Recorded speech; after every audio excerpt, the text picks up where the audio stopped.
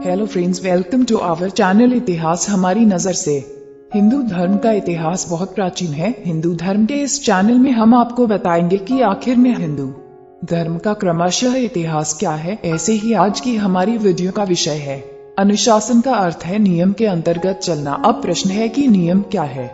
नियम नैतिकता को कहते हैं और नैतिकता सरलता और सुगमता को कहा जाता है। यह जो नीति शब्द है वह रीत से बना है। रीत का अर्थ है जो सरल और सुगम हो। यही शब्द आगे चलकर रीत बना और रीत से ही नीति बन गया। नैतिकता इसी नीति से बना हुआ शब्द है जिसका अर्थ होता है जीवन में सरल और सुगम बनना। प्रत्येक मनुष्य जन्म से ही सरल और सुगम होता है। बचपन में कोई विकार नहीं होता, इसलिए बचपन सबको प्यारा लगता है। लेकिन मनुष्य जब बड़ा हो जाता है तो विकारग्रस्त बन जाता है, उसमें बुराइयां आ जाती हैं। इसी बुराई से बचने के लिए संयम, नियम और अनुशासन की आवश्यकता पड़ती है। अनुशासन दो प्रकार के होते हैं, एक बाहर का अनुशासन और दूसरा अंतर्मन का अनुशासन। बाहर का अनुशासन दिखावटी होता है और भीतर का अनुशासन मौलिक होता है। बाहर के अनुशासन के लिए हम व्यायाम करते हैं, लेकिन भीतर के अनुशासन के लिए हमें प्राणायाम करना पड़ता है। भीतर का अनुशासन तभी आता है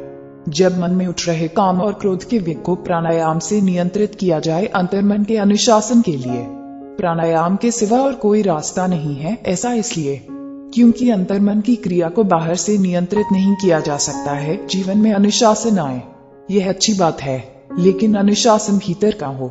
बाहर के अनुशासन से भीतर को नियंत्रित नहीं किया जा सकता है। अनुशासन तो भीतर से आना चाहिए। अगर कोई छात्र टीचर के भय से अथवा कमांडर के भय से सीधा खड़ा है तो वह अनुशासन में नहीं है, वह भय के कारण अनुशासन में दिख रहा है। इसलिए जहाँ भय होगा वहाँ अनुशासन नहीं हो सकता। पतंजलि ने संयम, नियम और आसन की बात की है। संयम पूर्वक नियम का पालन ही अनुशासन है, जो भीतर से नियम का पालन करे, जिसका मन सरल बन जाए, विकार मुक्त हो जाए, जो काम क्रोध और अहंकार से प्रभावित न हो, उसे ही अनुशासित कहते हैं। हाथ पांव सीधे करके खड़ा होना अनुशासन नहीं है। मन और वाणी को संयमित करना अनुशासन है। हम सभी चाहते हैं कि हमारा जीवन संयम, नियम और अनुशासन के अंतर्गत चले। इसका मतलब है कि हम कोई ऐसा काम न करें जिससे लोक मर्यादा भंग हो। हम उम्मीद करते हैं कि आपको इस चैनल के माध्यम से रोचक जानकारियां दे सके।